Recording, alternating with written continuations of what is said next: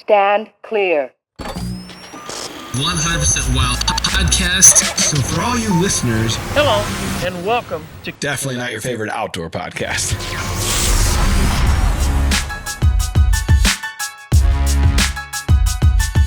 What's up, everybody? Welcome back to the Drury Outdoors 100% Wild Podcast, episode number 271. Today, it's Mr. Matt Drury. It's Mr. Tim Shelsvik. We're fancy. That's what I was thinking. Practically doctors. I didn't want to jump the gun because you will probably eventually earn your doctorate. If they give me one. I was looking for the soundbite. This is a house of learned doctors. I got doctors. it. This is a house of learned doctors. We're about to be. If they gave us one. Yeah, Like- I'm assuming I'll get an honorary. Yeah, exactly. Like all the Hollywood types and the ball players. That's Yeah. right. Rock stars. Someday. Country music stars. Tim. It's a given. Seminole Wind. Just how many credit hours do you need to be short It's to a standard. Right. Dustin Lynch. Leaving me hanging. Yeah, he did. It'll go down as maybe my all-time favorite podcast moment. Yeah, it was definitely one to remember. So we had a weekend to remember. We did. We went to NASCAR. Yeah, so St. Louis, actually East St. Louis, Illinois, there's it used to be called Gateway Raceway, and it's now called Worldwide Technology. But basically, it's this huge racetrack that they've never ever had a NASCAR event, like an official NASCAR race for, the cup or whatnot. And they were coming into town. So I knew, like JP and the guys at Bass Pro, they usually sponsor a couple of those cars. And so I had checked with them to see if he was coming into town, because it's really not far from where we all live, and wanted to see if, take him to dinner or do the podcast or whatever. And he's like, no, I'm not coming into town, but if you guys want to go to the race, let me know. And so we do.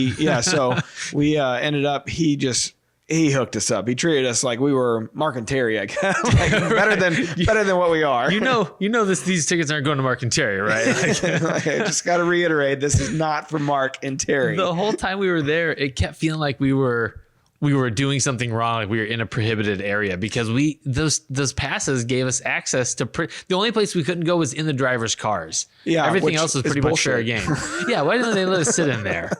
Yeah, it was cool. So we had these VIP, but it was called a grid pass. So it wasn't just a VIP pass, it was a grid pass, which means you can get onto pit road and actually where the grids are for the cars. And so we were walking around, and we stayed on the other side of the wall at first, and we were kind of back there where the pit boxes are and, the garage and all that stuff. Yeah. And we got a tour of Martin Truex Jr.'s hauler, and that was cool. His guy was really nice to us and kind of took us around. And, and then JP texted me, and he's like, hey, I just sent your number over to Austin Dillon's, the lady at Austin Dillon's group, and they want you to go over to the actual grid to get, to meet him and get a photo. And so right there, when the racers were introduced and then they get to their cars, there's I guess a few minutes where sponsors and stuff meet and greet, and they get to go out there and get a picture with them and all that stuff. And so Austin, I said, hey man, what's up? And he's like, hey, we got to get a hunt soon, so that was cool. That was, I told Mark and Terry, I was like, hey, Austin Dillon wants to hunt with us. You gonna let him drive the tracker? I'm sure they were thinking, who doesn't, like he could get in line with whoever else doesn't want to sure. But I'm thinking like, let's invite the guy out. Totally, yeah. So no pressure. Yeah, but the problem is I can't say that because my property isn't worth a crap. So it's not like I'm going to invite him to hunt with me. How would you like to fill that freezer with some doe meat? Yeah, exactly. Or maybe nothing. How would you like to see nothing? Right. So a nice leisurely. So I was trying to nudge Mark and Terry along, but that only goes so far. Yeah, let me know how that works out. It doesn't. But yeah, it was my first NASCAR event. So they had the Jets fly over when they're singing the Star Spangled Banner, which was just, I mean, the goosebumps. Holy cow. Which we're right next to an Air Force base there, right? Scott. Yeah, Scott Air Force. It's not far at all from there. So I'm sure they flew out of there. But what were those? I don't know. They weren't like, it wasn't like it wasn't a fighter jet, I don't think. Didn't look wasn't like it. Maybe it's a bomber. I don't know. There were two of them. I put it on my Instagram stories. It was so loud. And you knew it was coming because you see it on the Jumbotron. And when it flew over us, they were low. and loud. And I got goosebumps, like major goosebumps when it happened. And I said, I did a post a reel about it later. And I was like, man, I had goosebumps at least 3 times throughout the race. You know, it was cool. Yeah, just hearing the cars come past you. And I mean, and then sitting in the pit box. So the folks that know NASCAR know this stuff, but I didn't realize the pit box is like this transformer box. It's got like panels that open up with computers and TV screens and cables and power and everything. But then the top folds out and it's the cockpit where they have all the, data and screens where they're watching all the telemetry from the cars. Easy for you to say. I felt like I was an out of body experience looking at me trying to say something. somebody's name on the rack telemetry. That should be a fake rack pack name coming up. Telemetry. Where does the emphasis go on that word? I don't know. That's your problem. but then like it folds out and there's seats up there and you're sitting behind the guys that are on the pit crew and you can put the headphones on and listen to the conversation between the driver and the guys in the cockpit. So the guy that was helping us out and that took us to check out Martin Truex's hauler. He texted me and said, "Hey, there's a spot in Denny Hamlin's pit box. There were some open seats because they had a lot of people in Martin's box, and we could have got up in Austin's box, but I didn't. The other thing about it is like we felt like we shouldn't be there. I didn't want to impose because, look, we're not sponsoring anybody's car. Let's be real. Don't even ask. Don't ask. I can't afford it. So they had real sponsors there, and you just wanted to kind of be a fly on the wall, and it's best if you're to be seen but not heard kind of mentality. Yes. So when he invited us up to check that out, it was really cool. Well, then Denny got in a little accident and he kept pitting like a lot. So we got a ton of action right there, seeing like the crew and like these 2 controllers kind of telling them what to do. And it was pretty cool. Talk about behind the scenes. I think that spoiled me on NASCAR in terms of like, I'll never have that kind of access again. Yeah. The first time out was the best. I can't imagine being. Well, I'm never inviting you again. Oh man. That's a joke. I don't know. I won't get invited. What am I talking about? It was you'll be there next weekend. Well, it was just the only reason we got to go is because it was right there in our backyard. Well, and you and I talked about this. We're like huge crowds of people, lines, traffic. That stuff doesn't appeal to us at this stage in life. I'm old. That's another way of saying it. It's a long way of saying it. But when you have the opportunity to do something like that, you do it, and it's just such an eye opener. Usually, Dad would have been. So Mark was in Iowa, so he wasn't coming down for it. But usually, that's something Terry would have been all over. We did like a Richard Petty driving experience with him. Cool. He was probably when he was around 50, 55, somewhere in there, where he got to drive the race car up in Kansas at the Kansas Speedway. Nice. And that was cool. And then we got to do for like $100, you could do a ride along with the driver. Sure. It's freaking unbelievable. And we weren't going like 200. I mean, we were probably going like 120 or something, but still 150 maybe. And it's amazing how the curve is on those turns. Oh, like the angle of the bank. Oh yeah. You feel like it's a weird feeling because you're going so fast, So I thought Dad would be all over it, but he's getting to that point where those crowds and the loud noises and what's the bathroom access like? Yeah. So he passed on it, but yeah. Lucky for you. It was and Alan and Scott. Yes. Yeah, Terry would have bumped us for sure. But yeah, it's just a super incredible access and experience. Yeah. So what do you got sitting in front of you here? We got smoked pecans. Okay. So these are from Captain Chris C. Squared, who is one of our Rack Pack members, podcast fan, and he threatened us with his nuts. That's what she said. For a long time. Yes. It's a real tease about it. Every now and again, I would be like, oh, I think we're supposed to get our shipment of nuts. Well, he came through in a big way. Holy cow, did he ever. I feel like I could just hit that soundboard over and over here. There's a lot in the window here. So he's got Captain Crazy's Nuts and Fine Snacks. They're on Facebook. I made a post about it and linked. I tagged those guys in it. Yeah. But it's crazy because he was a charter captain. He was a captain of a charter, like a deep sea fishing boat. You have a freaking aneurysm over there. A little bit. It was almost like he's a learned doctor. I don't know. Anybody that's a captain or a doctor. There's a lot of studying that goes into being a captain. Like, I guess the test is pretty high. Parallel park.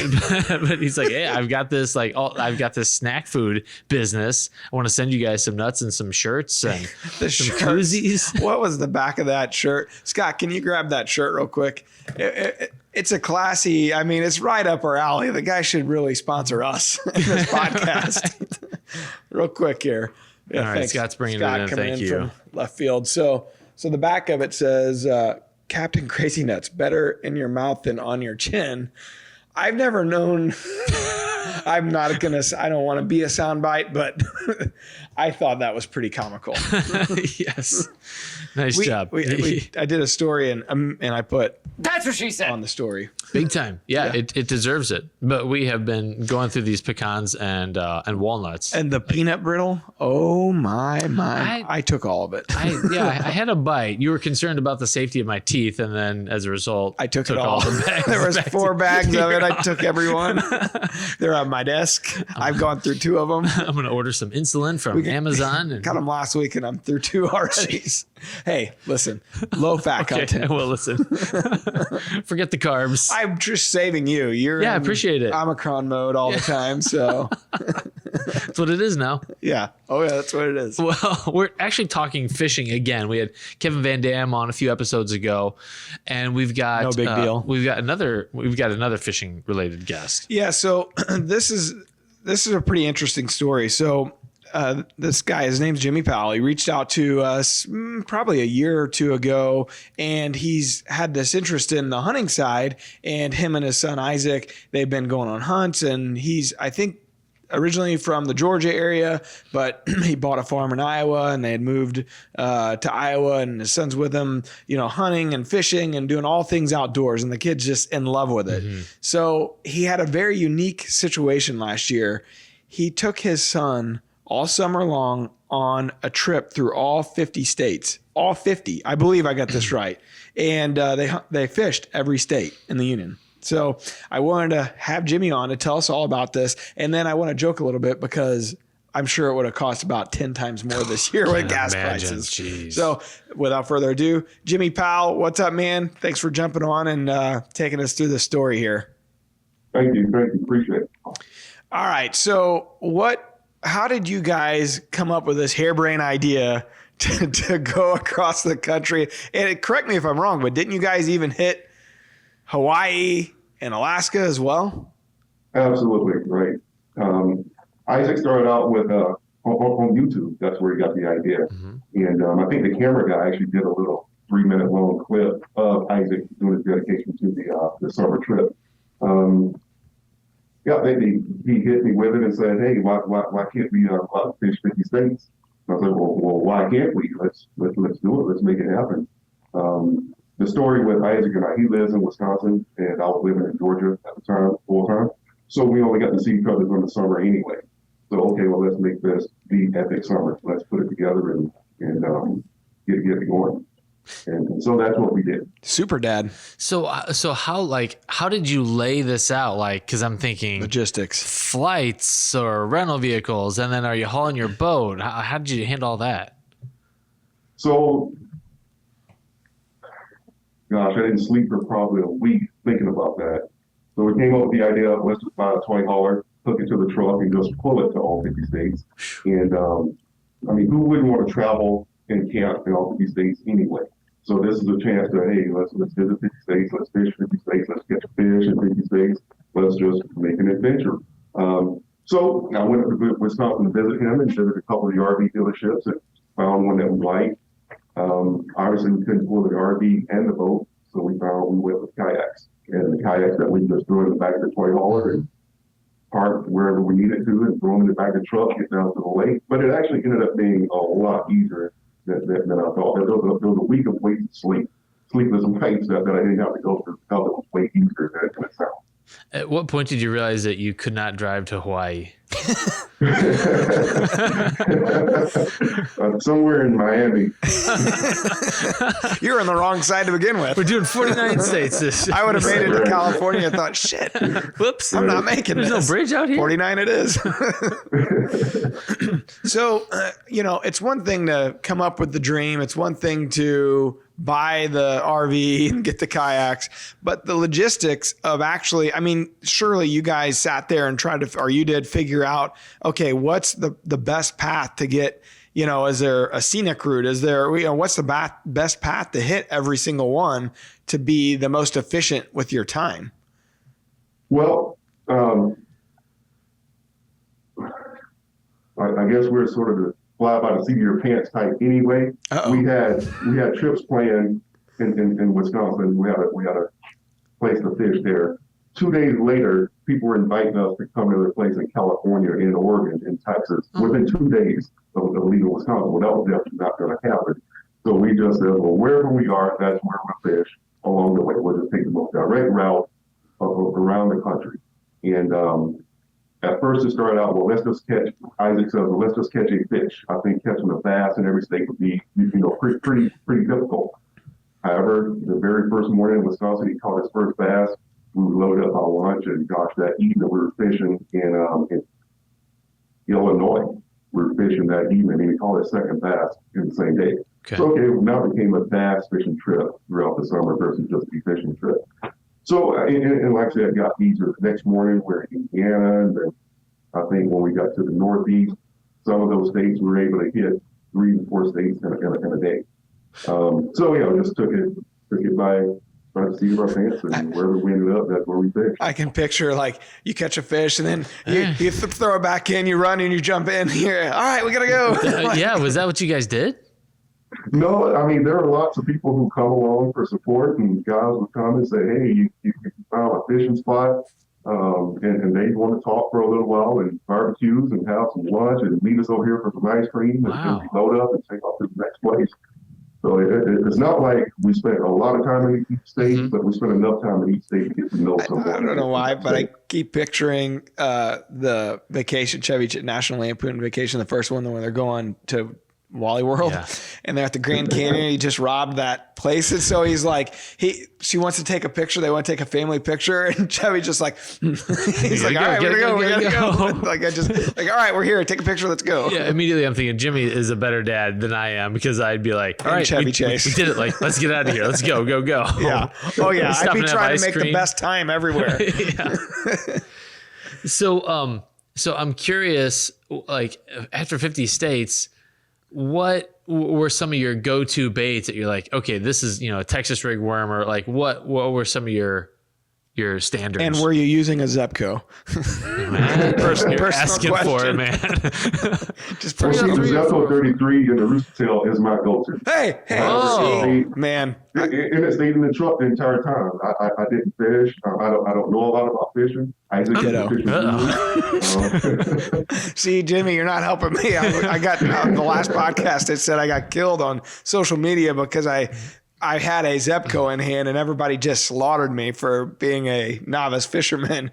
And then you just said you don't fish much. That doesn't help Not my good cause. at it. I don't know anything about it. And that's why I use the Zebco, folks. Okay.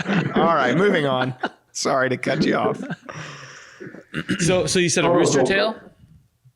Right, the Zepco 33 and the Rooster Tail is what I grew up on as far as fishing, and it caught lots and lots of bass. However, you can't talk Isaac into using a push button or a Rooster Tail. It's too He has all sophisticated. these other fancy things. He watches too much Kevin Van Dam. So Yeah. he uses everything Kevin Van Dam has. Kevin ruins everything. And, but I did learn a lot. I learned a lot from watching them fish and the other guys who came in with their input. Our camera crew were avid fishermen, and they helped us along a lot.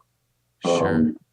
Scott is more of a boat type person. He's not a canoe guy. So whenever we got to bigger lakes, they always want to rent a boat. We go out with boats. And, okay, well, fine. Let's do it. And add a different twist to the adventure, and worked out great. And yeah, so like I said, I can't complain a lot about the gear we use. As far as my go-to, just leave me on the banks of the grill and get back, grab a bite to eat, and let's roll. Yeah. Sounds pretty good to me. What was your biggest bass from the trip? I think they were catching 8-9 pounders out of Texas. Jeez. So how did you guys identify the body of water that you wanted to go fish in? I mean, is that something that you were getting advice on social media, or the people that were inviting you, or you would pinpoint, hey, this is on the way, or hey, there's a lake, let's stop here? A little bit of both. Few invites from individuals on social media. Few invites from, there's several apps that we were using that identify fishing spots. So several of those. And friends, when we rolled up into Missouri, I believe it was Adam Anderson, advised us to a couple places. We actually went in Michigan. We actually fished in Kevin Tagdale's backyard in his personal Nice. pond and caught fish. So like I say, just the apps and individuals reaching out on social media. And therefore, there are places, like I say, in Georgia. I don't know if you remember the Wayne Johnson posted his catches of the bass on Instagram. And we were trying to make it to fish in his pond with him. And however, we have a place in Georgia as well, right behind our house, our personal farm, and that's where we ended up fishing. Okay. Come on, Rock. So yeah, it's lots of options throughout the entire country. Rock's always pulling out like giant bass out of his, like huge. Right. I'm not familiar with largemouth fishing in Alaska or Hawaii. In fact, I didn't even know if they had populations of largemouth up there. Right. So Alaska don't have a wild population of largemouth bass. So when we got to Alaska, it was like, well, we'll just spend time in Alaska and just catch whatever we catch. Mm-hmm. And we ended up meeting this guy at the bait shack just outside of Anchorage.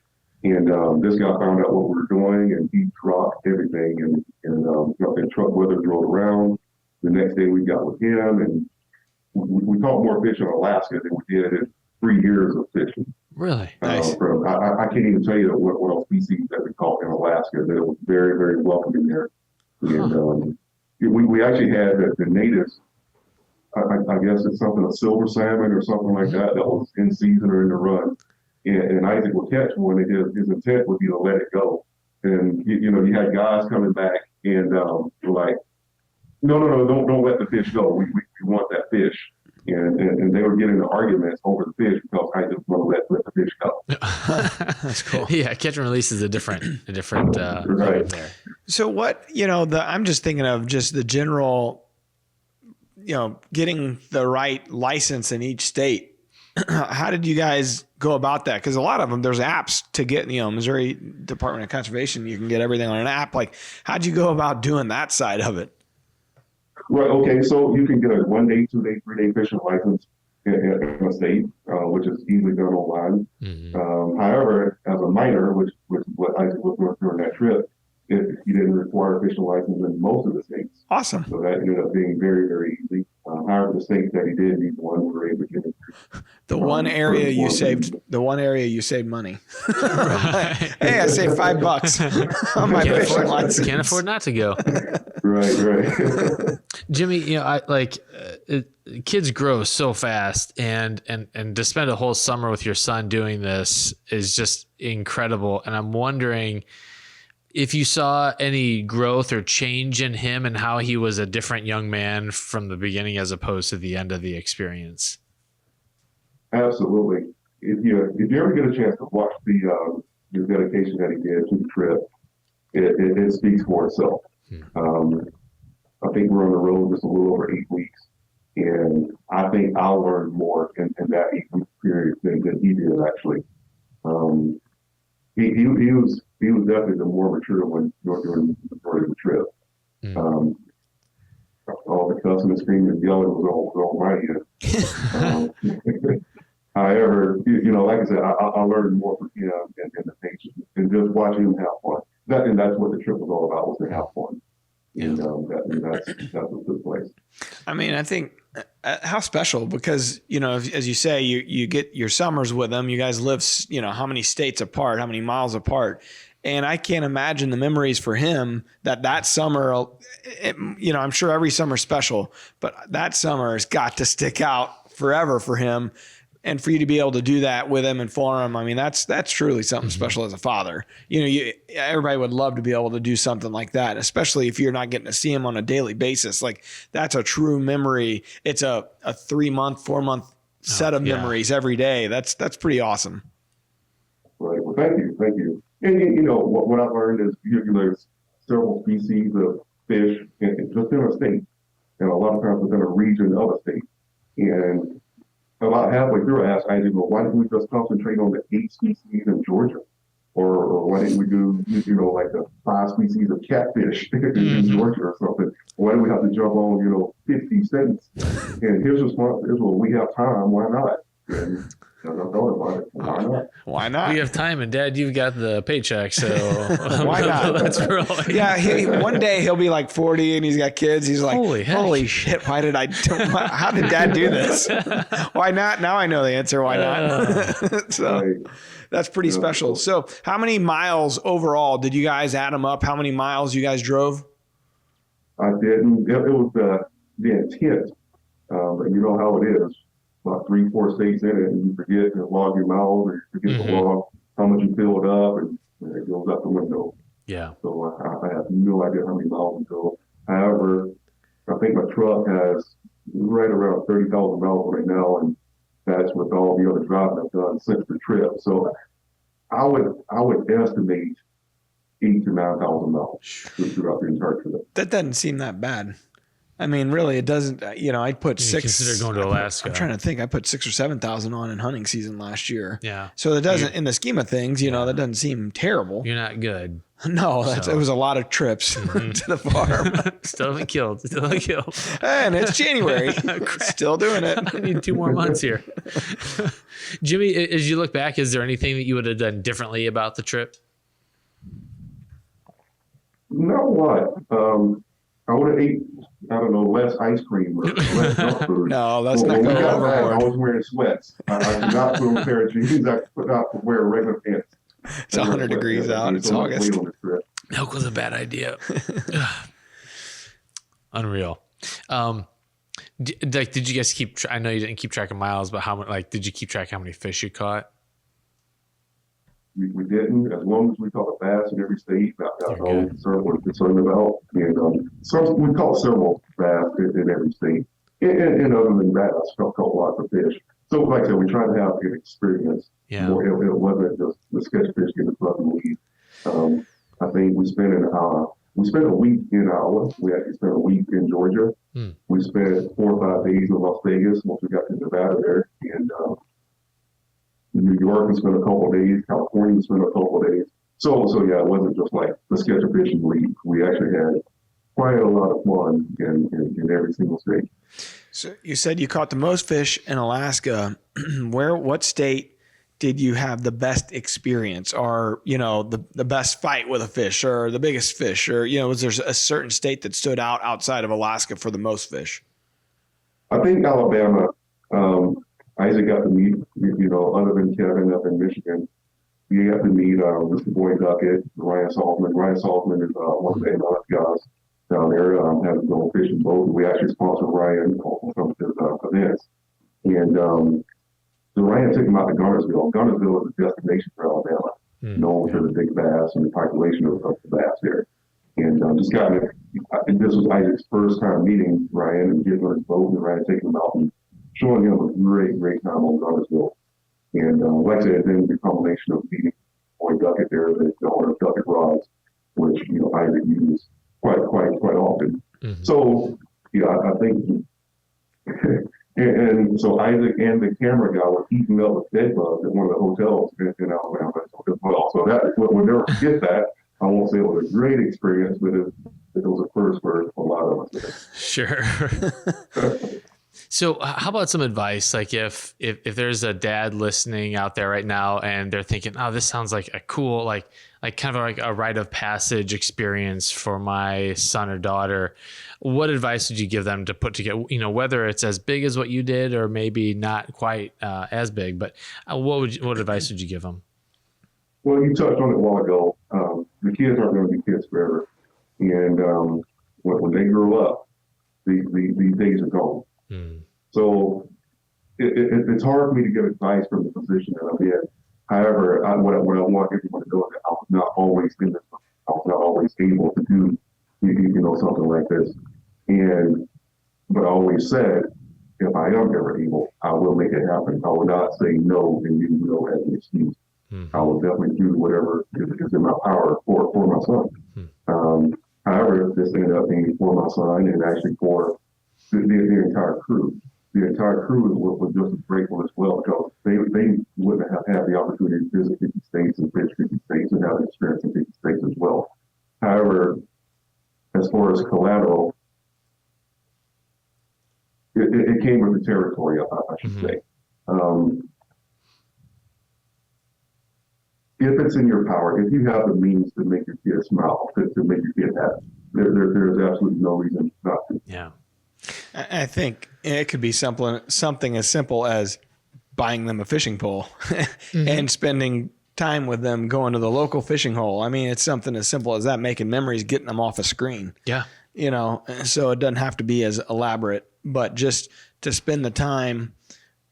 It could be anything, shooting your bow, playing catch, anything. That's what I notice with the kids. It doesn't take much. They just want your time, undivided attention of your time. Yeah. And I mean, we have an epidemic in our country right now of kids who are isolated from their parents. And we see some of the symptoms of that coming out in the national news. And I think we can't have too much of parents pouring into their kids. Like there's just no such thing as too much of that. And it's just great, Jimmie, to see you doing this because it would be so much easier for you to say, oh, you know how much it's going to cost me, or you know how much time that's going to be. And even if it is, Matt, something as simple as just taking your kid down to the local pond or something like these moments, these adventures that you have with your kids are so powerful. And I mean, they literally change the way their brains are rewired and change the way they relate to other people and help them be more compassionate and open and expand their horizons, help them see things from other people's perspectives. Those are all powerful experiences. Right. And I noticed that when we get to an area and the fishing wasn't that good, I think we have to work a lot harder for the fishing. The places where we went, and you catch a fish every cast. Yeah, it was fun for the first 5 or 10 minutes, but then it's okay. But I had fun everywhere.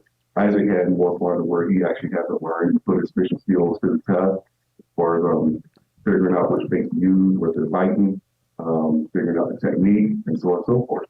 Bring it back to the boat when we got to choose what type of boat we wanted for our personal fishing. I was the type, I said, I want a pontoon boat. So instead of grill up on it, got a cooler over here, the party part, you know. And Isaac said, no, we need a fishing boat, one that has a big motor so we can get to the fishing spots and this and that. And I'm like, well, who's in a rush? We're fishing. It's no big deal here, you know. Until I found out how the pros did it. And if you want to do it like the pros, you have to have the proper equipment. So I had to eat a little crow and not get my pontoon boat and go to a full-blown bass boat because that's what Isaac wanted. Could have been selfish and got the pontoon boat and forced him to do what I wanted to do. Sure. However, now I'm doing what he wants to do. So I think we should touch briefly, if you're okay with this, on kind of your story, your background, and how you grew up to the success that you are and the success that you see now. It's not something that just popped up out of nowhere. It's this is a journey for you, and you kept mentioning it or referring to it. Now you are afforded these opportunities because of kind of the work that you've put in and, all these years leading up to it. So maybe just, if you're comfortable with it, give us a rundown of your story and what brought you to this point today. Well, growing up in South Georgia, and I mean deep South Georgia, in a broken home where my parents were divorced, I spent more time with my grandparents. My granddad was a farmer. He was the outdoors person. I grew up coon hunting, squirrel hunting, rabbit hunting, anything that had to do with a group of people outside, where it was more of a social event than anything.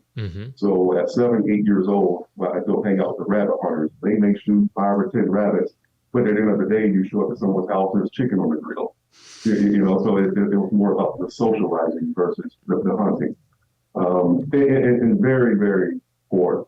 At the time, you didn't know you were poor, because even when you're not poor, you see things that you wish you had. So back then, you wanted everything. However, you had everything you needed, right? Sure. So you have those dreams that, well, gosh, if I could ever do this, I could ever afford that, I'm going to do this. I'm going to do this for my kids. You know, if someone didn't do this for me, then this is how I'm going to handle it differently.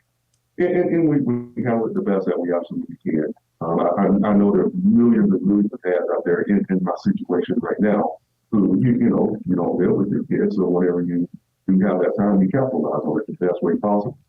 And their kids are not grown people. We have to teach them, I guess, the morals, the values, and the ethics while they're under our care. However, they're under our care 24/7. So going back to my childhood, that's how I came up. Didn't have a lot, had a lot of dreams, and I think after high school, so I graduated 56 or 57 or 57 or 58. I was there at the very bottom of the class. I think there was one person under me on the high school transcript, and so a lot of people told me, well, you'll never go far. You barely graduated high school. I'm like, well, but I graduated. So we're good there. Give me some credit. Right, absolutely. And I got a call from the Air Force. They'll tell you scored high enough on the ASVAB to join the Air Force. I actually thought they were joking because I thought you had to be really smart to join the Air Force. And but a year later, I was at Robins Air Force Base, Georgia, working on the gates up there, security police officer. And so I did several years in the Air Force, and then later on moved to Montana, cross trained into the Army, and finished out my career as a soldier with the U.S. Army. And at the same time, still pursuing the hunting career. Matter of fact, all the disciplinary action I had throughout my career was because I was probably not at guard mount and not in formation because I was hunting somewhere. Good man. It's allowable. Right. So I guess you can look at it several ways. You know, I pursued my passion, but at the same time, I defaulted on my commitment. I followed my passion, but hey, at the same time, the Army says, hey, well, Steph is going to use us to get to the next position. And that's what I did. So I don't regret any of it at all. I'm glad it counted absolutely the way it did. So again, coming back to Isaac, coming back to my responsibility full circle, I wanted to handle my situation with Isaac a lot different than it was handled with me as a child growing up.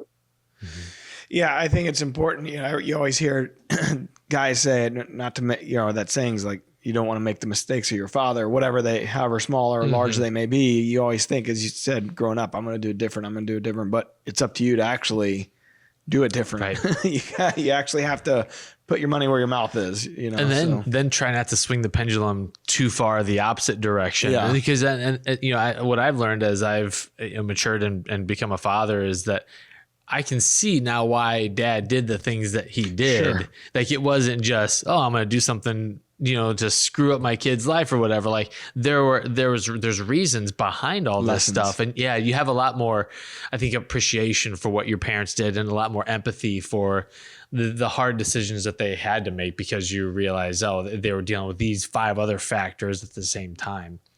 So while we have you, Jimmie, I think it'd be a mistake if I didn't bring up the season that you and Isaac had last year on the hunting side. We've been talking fishing, but you guys also had a hell of a year on the hunting side.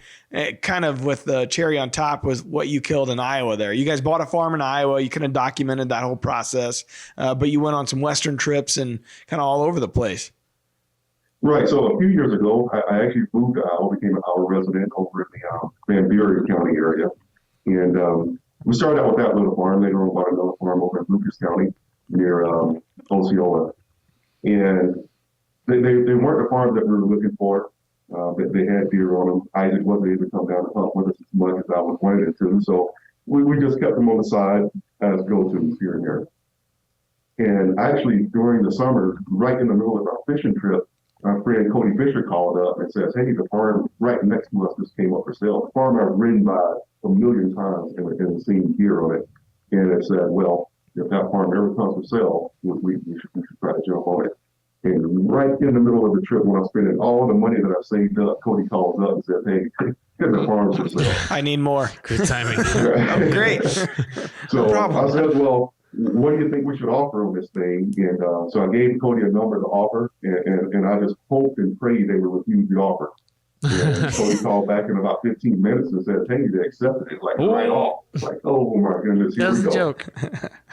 So, We got to cancel a fishing trip. I got to go back to work. we ended up getting the farm, and the sellers agreed that we can go and put up trail cameras on it. And gosh, we rolled in. We cut the fishing trip short just a little bit to hurry up and get the hour.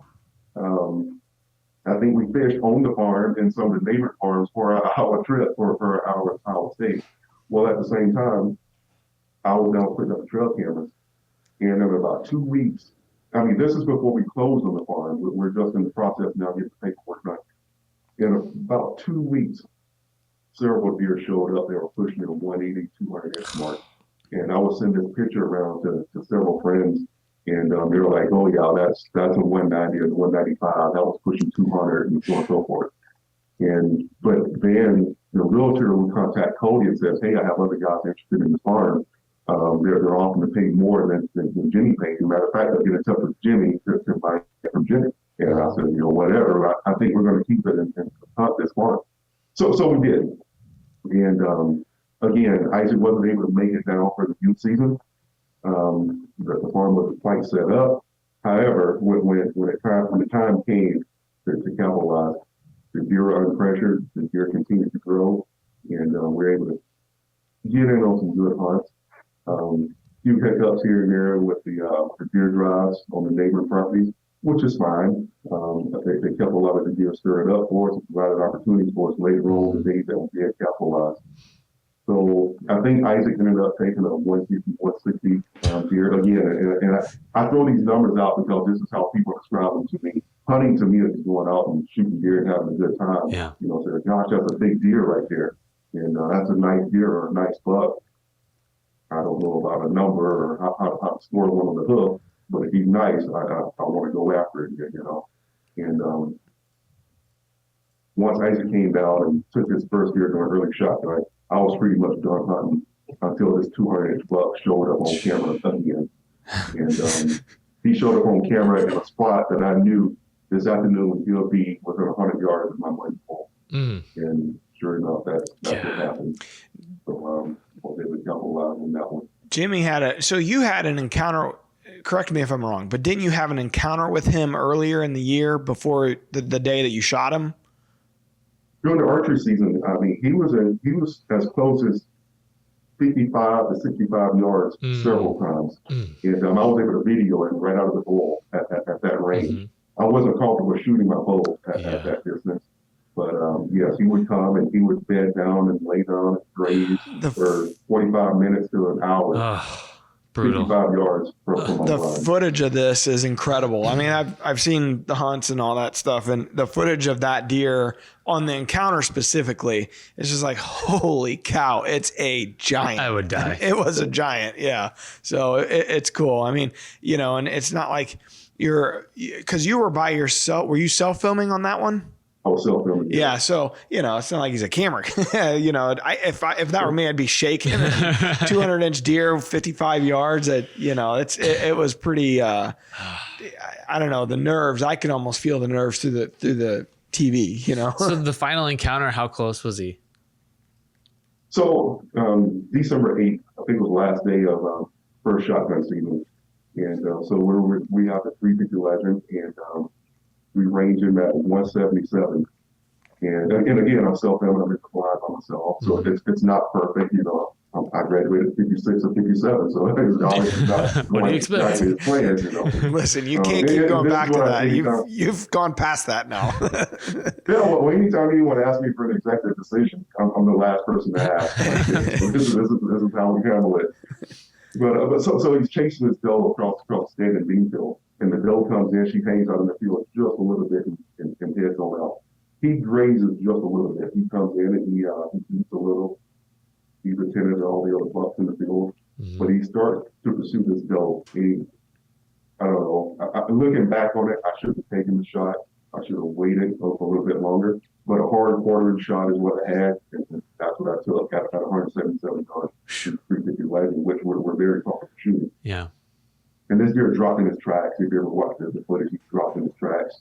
And very, very emotional, because a lot of time went into hunting deer. A lot of time went into just the entire logistics of it, you know, from the day I heard about the farm to the day of actually shooting a nice deer on this farm. You know, there was a lot that took place. Yeah, and I got quite really emotional about that, you know. And so I turned the camera and I'm doing a little interview, and I should have been paying attention to the field, because I don't know what happened. Once I got down out of the blind and went over to where he was, he wasn't there anymore. And so now I'm panicking. It's getting dark. Cody and I, we show up later on at night, flashlights, look at no blood, no tracks or anything. And so he's gone. He's absolutely gone. And we went back and looked at the footage, and I mean, in the footage, you see the smoke jump off. You see him hit the ground. I mean, he's picture perfect. You know, picture perfect video and picture perfect in real life. Yeah. He's on a different thing. Anyway, about a week or so later, you know, we're still enhancing the farm. We're still doing our management on it. Going through the woods, looking for places to put in trails and food plots and hang off stands. And always keeping an eye out for either the coyotes or the vultures or whatever we can find any sign of it. And a place that we always cross to go up to one of our ladder stands on the corner of the property, and I see a matted hair on the ground from about 20 yards away. And walk over, and there's a big one sticking up out of the weeds there. And obviously the coyotes are taking them by the air, but at least we had closure on it. Yeah. So that night when you guys go back in the flashlights, you know, and so there's zero blood. Did you guys end up getting permission to use a tracker dog, or did you know, because I know, especially, you know, you'd like to think everybody does this for no matter if it's a doe or a 120-inch buck or a 200-inch buck, but you're going to try to find him. You've got the footage. You think you got a decent shot, even though it's quartering to. What were the steps that you took after you guys started, and you know, you weren't finding blood? What did you do after that, between then and the week later when you found him? So, talking to a lot of the guys who had more experience with it than me, Corey Fisher just lost a nicer buck as well earlier in the season. He had a tracking dog come out, and they still didn't find it. We considered using the tracking dog to come out. However, I was led to believe that, hey, well, maybe he's not mortally wounded. You bring the dog in, you could walk it completely off the property. So there's all these different ideas of what's best to use, what's not good to use. I said if he got up from that and just walked off with no blood, then maybe he's not mortally wounded. I don't know. We really didn't know what to do. But I did know I didn't want to bring the dog in and ruin everyone else's fun around me by running the dog in and out, spooking deer on the neighbors, off the neighbors. I have a little bit more respect for them. But if you do see my deer anywhere, this deer anywhere, just let me know. And but all the neighbors were very, very cooperative. I can't tell you how many trail cameras went up looking for this deer afterwards. Yeah. And but he never left the property. It's about 400 yards from where the standing bean field was, where we actually found it. Okay. But so did you guys that night? How far did you track her? I mean, you know, you got no blood. It's really tough. I mean, that's disheartening. That's, you know, you don't really know what to do. I've been in this situation before as well. And are you grid searching, or, you know, are you thinking, oh, he's not hit, no blood. Maybe I didn't hit him really much at all. I mean, what was the thought process there? Right. So I was told that, well, maybe you just clip the spine, you know, maybe you hit him high, just clip the spine, which they would survive after that. And going back and looking at the footage, you ever see the footage? It could look like that. It could look like, okay, we just clipped his spine, he went down, he got up. And again, once he got up at the middle of the bean field, which direction did he go? Well, he didn't come west because I was sitting to the west. But he could have went east, north, south. No one knew which direction he was starting the grid search. The direction he came from, he could have went back that way. Who knows which direction he went? And again, I sat in the blind for another 4 or 5 minutes and never noticed any movement at 170 yards where he went down. Once I made the trek to over to where he was, I had to get in the woods, so I couldn't see where he went down. He got up in, again, who knows which direction he went. So that made the determination as far as which way do we start this search. And again, we're not far from a neighbor to the south. We're not far from a neighbor to the east. Mm-hmm. We go to trumping around. We're really just looking for anyone else at this point. Sure. That's a real tough call to make. Especially on a deer of that caliber. Yeah. Yeah. And in those type of situations, I mean, that's part of why we did DeerCast Track, is to try to give you some more assistance as far as at least, because you're in that situation, you're texting every friend, everybody's Even got people one you're not friends with. Yeah, everybody's got one buddy that's really good tracker or hunter. He's got a dog, or everybody. You're texting everybody You're desperate. trying to get advice on what to do. And Track and DeerCast is just one more place to go to get some advice, and you're getting it from Bobby Culbertson and Tracker John and Mark and Terry. These 4,000, 5,000, 6,000 track jobs between the four of them, however many they've gone through. So that's an area where it might not give you still may not find the deer, but at least they might give you the advice. And I think obviously in your situation there, the tough part about it was the angle, the shot angle, which Mark and Terry talk about that a lot too. And you get in the heat of the moment, it is, and it's just a tough decision to make. And sometimes in a deer like that, you just aren't thinking right. You know what I mean? It's like you might think, oh, I got the right angle, or you just never know. Yeah. Yeah. You kind of have that blackout moment where it's like, I don't remember exactly what happened. Yeah. And memory is not a very great and reliable resource to fall back on. It can change. Luckily, you had video footage that's helpful to go back on. Yeah. Well, and we should mention there's kind of an Easter egg within DeerCast Track. If you go over to the track, so there's kind of two tabs in there. If you hit the I think it says 3D. Like tracking tips. Yeah. And if you go down that, it shows you a 3-dimensional deer video with the organs and skeletal structure in a video that you can scrub back and forth, and so you can rotate that deer, and you can see based on the height that you were at, whether you were in high up in a tree or all the way down on the ground, and then rotate that deer so you can see, okay, from that vantage point, from this angle on the tree or in the blind, this is what I had. This is the profile that I had. It's kind of a vital sight picture. Yeah, we don't do a good job of telling people about that, but it's in there and it's really powerful. Yeah. So then, like, when you recover it, do you go to your taxidermist? Do you just ask him to find a cape that'll fit the deer, and like, how did you handle that? No, so the first thing we did when we recovered it, we contacted Mr. Jensen, the local DNR, and asked him which tag we used to put on this deer. I think it was muzzleloader season at the time, but it was late shotgun, early shotgun, I believe it was when we actually shot the deer. And so we came to the conclusion okay, we'll just put the late muzzleloader tag on it now. It's a late muzzleloader season. I have no intention of hunting. So we put that tag on it. We'd already had Isaac deer and an elk gate from our earlier New Mexico elk hunt at the taxidermy. So we just dropped them off and said, hey, let's just clean them up for now. Let's decide later on what we want to do with it. As far as mouth, do we want a life-size mouth this deer? Because, again, it was really not even my intention to hunt this first year on the farm. It was, to get the farm and watch stuff grow, reap the benefits of your labor, I guess, and with a deer hunt on it as a topping, I guess, you're going to call. But man, when this deer showed up, okay, well let's go out there. Looking back on it now, I definitely would have taken the shot that I took, okay? And then if I can go back, I probably just would have managed the farm and not even hunt it, even knowing the deer was there. Again, letting Isaac enjoy the farm. If that deer would have showed up when Isaac was hunting, so be it. Let's get it going. But at the same time, I really didn't care to shoot the biggest deer on the farm. It just happened that I did. I feel bad that we weren't able to recover it, or I wasn't able to recover it right away. But yeah, I do a lot different in that scenario. Man, you could second guess yourself all day long, but really, it's the heat of the moment. Stuff happens, but man, I don't know if I had a deer like that, unless he was super young and you knew he was super young somehow, I don't know how I could not go in and hunt that deer. You're a better man than I am. I couldn't do it.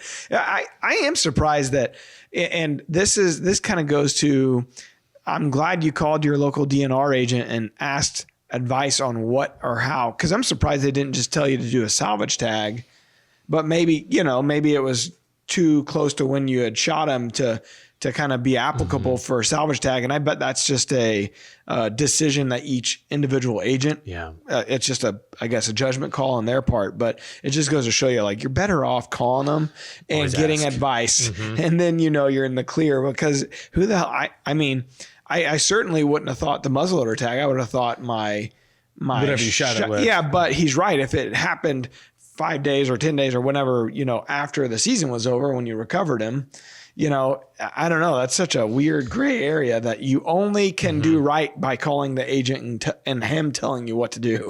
Yeah, it seems like agents have quite a bit of discretion, because you can only write wildlife code for so many scenarios, and then there's going to be gray areas that are like, well, what do we do here? Yeah. So yeah, Interesting. Good call. Well, let's get into some of the shenanigans here. Okay. We typically give our guests the out here. Like, if you've got actual work to do, feel free to to step away and say, okay, I got to head out, but you're welcome to stick around. You could end your Zoom call now. This is your chance to get away from us, or you could stick around for the shenanigans. All right, let's see what you got. Oh, okay. He's ready to play ball. Okay. Well, so we've got this week's Real Wild clip is a fishing related clip. And we should say that if you have, like, one of the guys in the Rack Pack just submitted a Real Wild clip, and I think we're going to end up using it. It's pretty crazy. So if you guys have crazy videos from the outdoors, send them into us and we'll maybe run them. Well, and then it gets featured over in the Drury Outdoors social media channels. We just put one up that I think aired maybe 2 episodes or so ago. It was that turkey that flew down into the guy's lap and he shot it. It's at like 150,000 views or something crazy like that. I mean, it's just rolling along. So it's pretty neat to then get featured on the social channel side as well. Yes. So before we view this Real Wild clip, I need to set this up. So this is probably from, so my daughter's 10. She was probably 4 or 5 when, she had been 5. Good story. Because my dad was with us. I gave him the point of view camera. So my daughter we were at a little farm pond, and my daughter catches a little bluegill. And as she's reeling in the bluegill, she's giggling, and it's funny. But I see a very large dark shadow following the bluegill. Alligator? Close. Whale? Closer. Shark? No. Well, it ends up being, I guess you just have to watch the clip and see what it is. All right. Roll that beautiful bean footage. All right, so Sophie I took the rod from her because she was freaked out. Like your dad would do. I give it back. I give my dad the camera, and what you see now is like something roiling in the water. So Sophie's holding the rod, and I'm end over ending the line, and it's probably a 3-pound largemouth that inhaled her bluegill. Yeah, she's freaking out. She's in a pink tutu. It's cute. She's dressed to go giggling. fishing.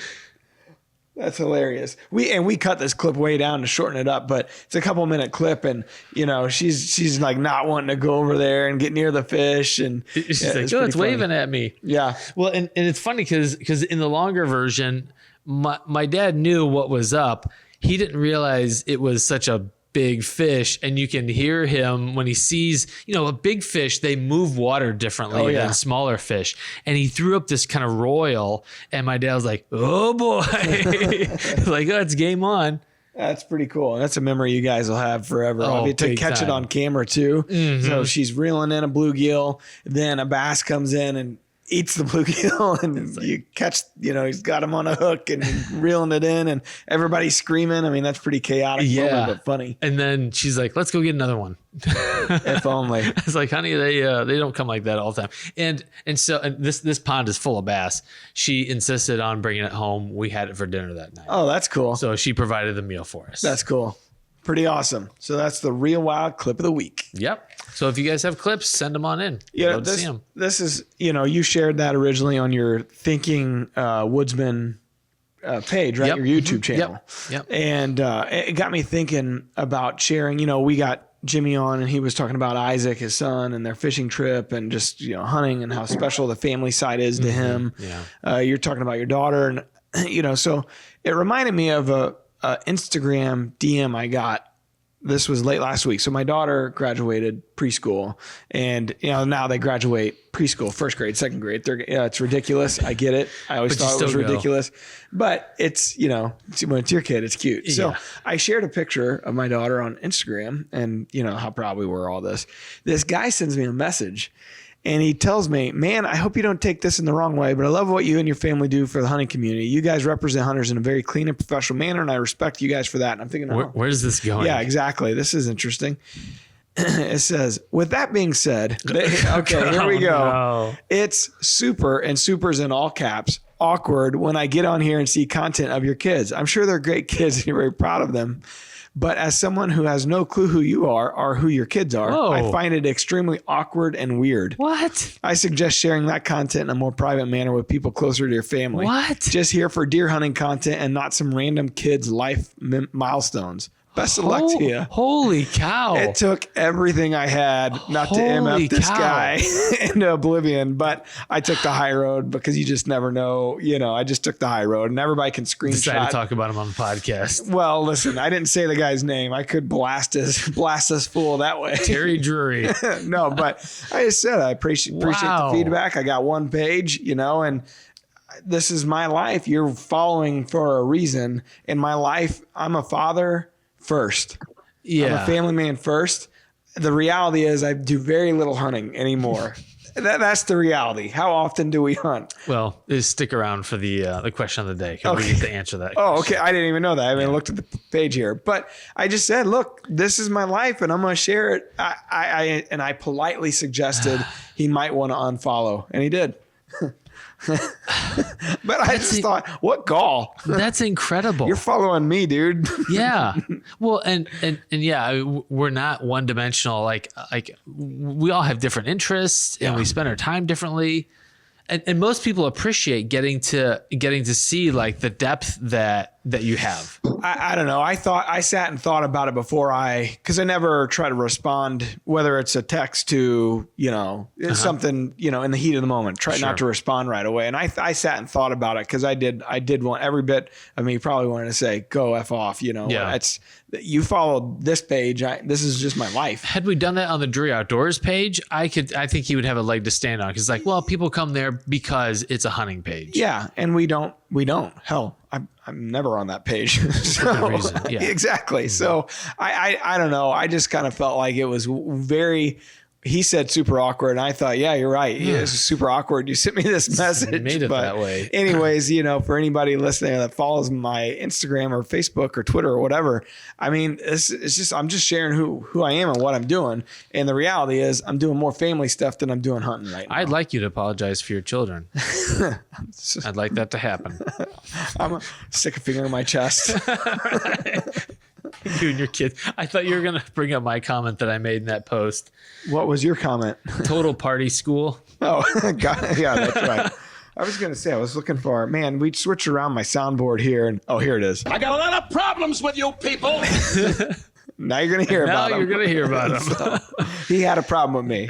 So don't problem is solved. He unfollowed. And that's the beauty of social media. I said politely, you can unfollow, and he did. That is the beauty of liberty. That's, and justice for all. In a friggin' free country, that's what you do. Although next time, just unfollow me. Don't send me the message because I could give a rat's ass. Yeah. So. Jeez. All right. Wildlife. Well, let's do question of the day. All right. So the question of the day is probably brought to you by Cold Steel Professional Blades for Real Hunters. I am not a real hunter, but I do use a Cold Steel. Hi, my name is Justin McCormick. I live in Jeffersonville, Indiana. Hoosier. And I was curious of how many days do you guys spend in the woods during deer season? Okay. Jimmy, you go first. You obviously spent some time in the outdoors last year, but how many times did you get out to actually hunt? I hunted a lot. I hunted every single day of the archery season, and the entire first shotgun season. We're talking hour, and but after the last day of the shotgun season, I was pretty much done. And again, it didn't matter if I was seeing deer, not seeing deer, shot a deer, didn't shoot a deer. I would have been there up until the day I shot Uno. And had I not seen him, I continued to hunt that day. However, I was retired. I didn't have a job to go to. I didn't have any other responsibility but be in the woods. And again, my situation is different than a lot, but yeah, I was in the woods every single day for the last hour or two. Jimmy's living the life. He worked hard. He got to retire, and now he's just living. He's going on fishing trips. He's hunting every day. I'm envious. Just live vicariously through Jimmie. That's right. I'd be good with that. How about you? I kind of broke it down. I typically have been spending 2 to 3 days per week. I don't know what that amounts to, but through September 15th to January 15th. Do the math, Tim. Whether it's impossible to know. Actually, I mean, I'm not good at math. I'm no doctor. I think that can be known.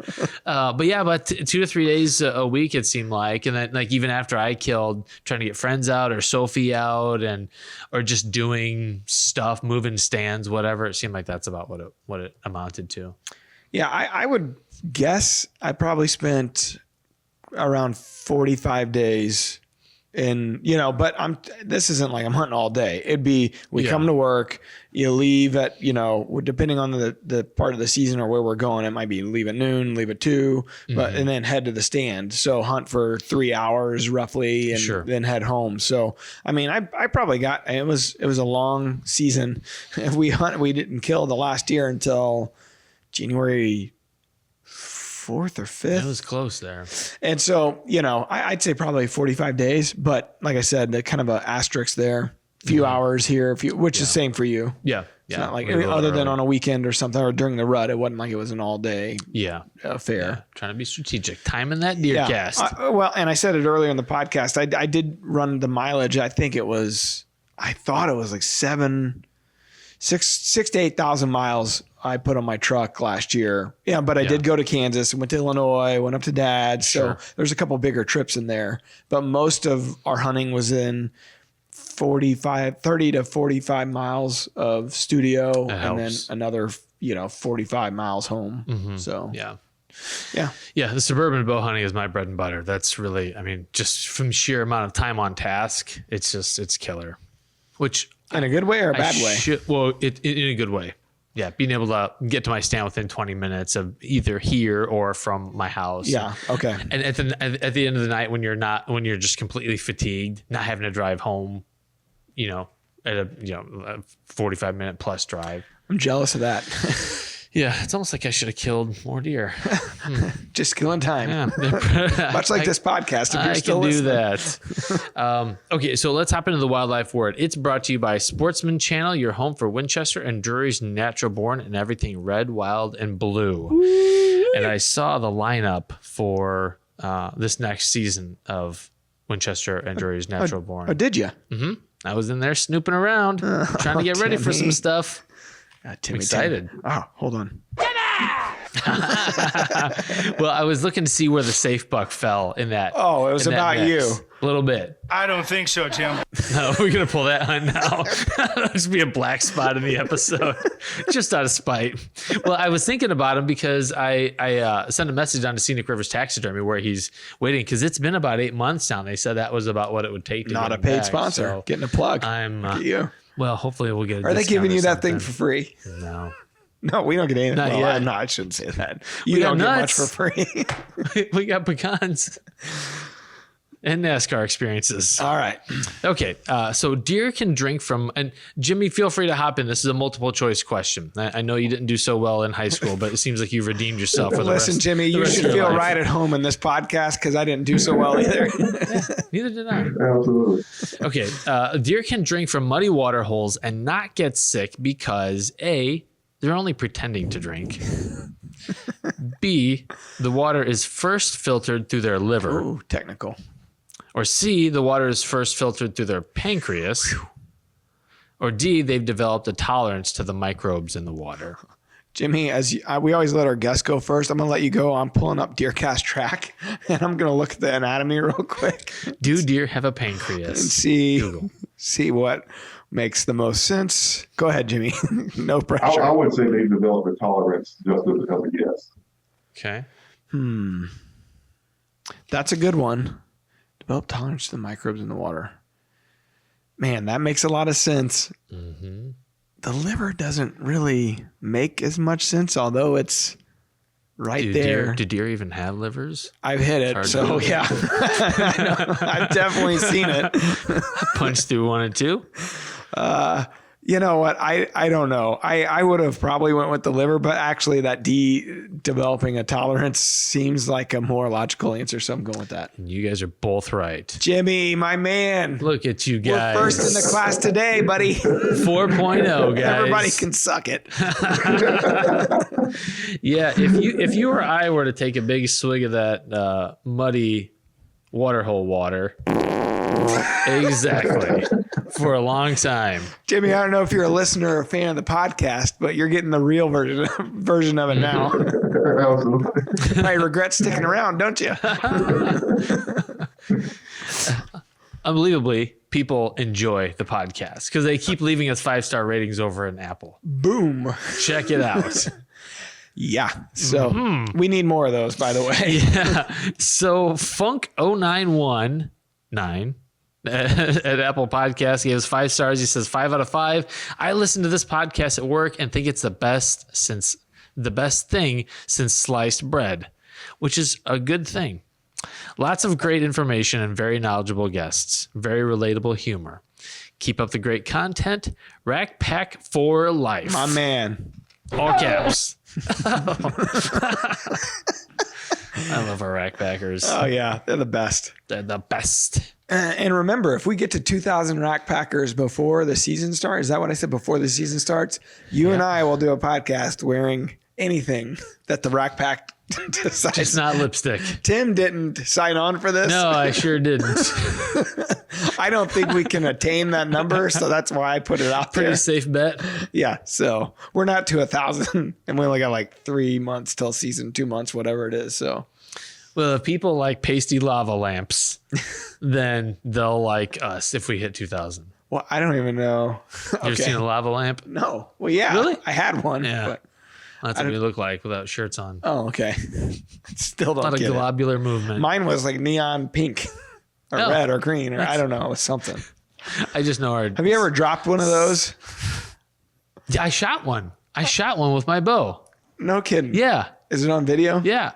Yeah, but it looks like garbage because it was at nighttime. I tried to turn it on. Shocking. And it's hard to. Like all of your footage. That hurts. Oh, we can't all have camera guys. That's right. Okay, buddies, I need someone to come over and film a lava lamp getting shot at night. Freshman year of college, I had this roommate. I'm not going to say his name because he's from my hometown. So we shared a dorm, and he didn't make it through that first semester. Let's just say that he didn't make it to the second semester. Teachers didn't like him. Something like that. So the day he's leaving, he's packing his crap and he's not got at this cart. And we're on I think it was the 5th floor. And so I'm looking out the window as he's leaving, and his lava lamp dropped off the cart onto the ground. Just shattered everywhere. No. I thought to myself, this is indicative of how this kid's semester went here. This is poetic. Yeah, This is how it should end. Yeah, it's a weird material that's in there. Yeah, it turned waxy. If I'm because That's what she said. I had a cookie sheet. I had a cookie sheet under the lava lamp to catch the glass, and when it sprayed out, like it left just like waxy residue all over the place. Okay. What? Well, That's what she said. I could have used it there. I think it would have been better. All right. It's weird. Let's move on, Tim. You were about to blow up. Well, listen, I'm very immature. We got a special Rack Pack list this week. It's a good thing Mark didn't listen to this It podcast. is a good He would not like it. Not his favorite. All right. So every week we have this thing called the Rack Pack. It's a private group on Facebook. Every week, Tim puts a list of new names that join the Rack Pack. Every week I got to read them. Every week I butcher them. And every week there's a fake name in the midst. All right. And we begin. Zach Miller. That's an easy one. I'm glad you started me off on an easy one. Yep. I Gotta can roll read that. into it. Jake Dudenhofer. Is that the fake one? Ty Lubering. That could be the fake one. Ty Lubering. Jake Dudenhofer, Carl Davis Sr., Heston Campbell. He's fancy. That's good. Sure, that's what his parents were going for. La. My name's Little Heston. Lord Fauntleroy over here. Tristan Crawford, Wesley Mann. It's a manly name. Jonathan Ronald. Damn, man. I would have thought Jake Dudenhofer or Ty Lubering was the fake name, but I believe it's Ronathan Jonald. Now that I read it.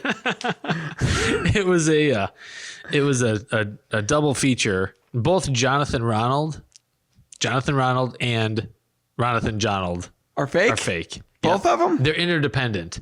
You can't you kidding me? You can't have a Ronathan Jonald without a Jonathan Ronald. Are you kidding me about Jonathan Ronald being fake? Yep. No. Is it fake or I'm is it not real? kidding you. Although I'm sure there's someone You're getting in time. really deep on this now where you're throwing a real fake name. I spent 10 hours on this yesterday. There's a lot of things that I didn't get to. Again, Trying to. glad Mark doesn't listen to this because you wasted 10 hours. We're trying to launch this new I stayed version of late. DeerCast. And let me tell you, we still got some things to do. I left here at 1 a.m. this morning just whispering, Jonathan Jonald. I got it. All right. Sorry, Jimmy. I think You suck, Matt. I don't think so, Tim. I'm going to. It would be awesome if I just put a whole sentence together of sound bites. Right. We did it kind a of that serial one day. killer Remember? letter. I just hit a bunch of buttons. It wasn't on Yeah. the podcast. It was like before or after one, and it came out. It was like It was intelligible. super hilarious, but Yeah. we would never be able to Once in a do it million again. years. Yeah, Well, somewhere Jonathan Ronald is pissed right now. jokes on him. And Jonathan Jonald is happy. Finally got his due. We better shut her down. Stay tuned, everyone. We have an ongoing saga in my backyard. I'm calling it the Adventures of the Backyard Bear. Sophie said she saw a black bear in the field behind our house. Don't you own a trail camera? So I got a Reconyx up on it right now. I don't So, believe it. So You don't believe I have a trail camera back there?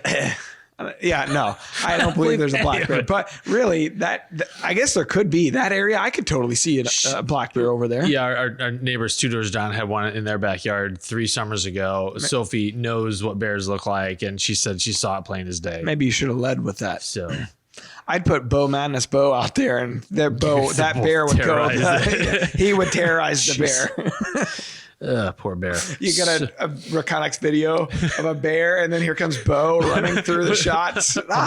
Bear with a child on He's his back. riding him. He would. Man, my kid's into this show called Big City Greens on Disney, and it's basically the story of this is it's a redneck family moved to the big city, Okay. and the kid, his name's Cricket. And he's in, bibs and no shoes all the time. Well, he caught a bear in the big city and he was riding him around. And I'm thinking of Bo. Stay tuned because we're going to have some video and some trail cam If we pictures. don't, I'm going to be super upset. Better listen next week. You better show up next week. All right. All right. I Jimmy? just saw that. I don't believe it, but I just saw that. That's what I'm going to say. Yes.